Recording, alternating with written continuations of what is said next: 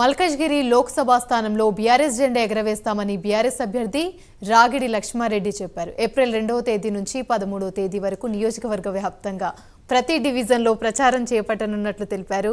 తనను ఎంపీగా గెలిపిస్తే మల్కజ్గిరి పార్లమెంటు నియోజకవర్గాన్ని అన్ని విధాలుగా అభివృద్ధి చేస్తామని పేర్కొన్నారు.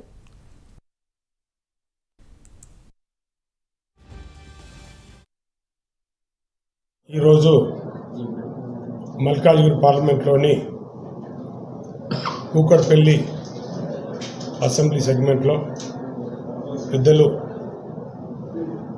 శాసనసభ్యులు కృష్ణారావు గారు, అలాగే ఎమ్మెల్సీ నవీన్ రావు గారు, ముఖ్య నేతలందరూ కూడా, కార్పొరేటర్లు, డివిజన్ ప్రెసిడెంట్, ముఖ్య నాయకులందరూ కూడా రావడం జరిగింది.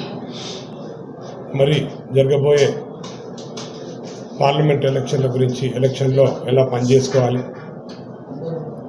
ఇంతకుముందు మరి అత్యధిక మెజార్టీతోటి ఎమ్మెల్యే గారిని ప్రజలు దీవించారు, అట్లా క్యాడర్ కూడా పనిచేసింది.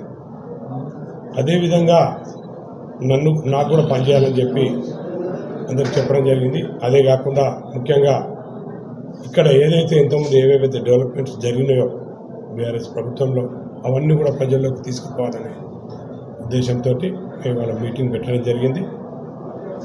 వాళ్ళు కూడా, కార్యకర్తలు, నాయకులందరూ కూడా మంచి ఉత్సాహంగా పనిచేయడానికి, గెలిపేయడానికి వాళ్ళు కూడా ఉన్నారని చెప్పి తెలియజేస్తాను. Thank you. ఈరోజు మల్కాజ్గిరి పార్లమెంట్లోని కూకట్పల్లి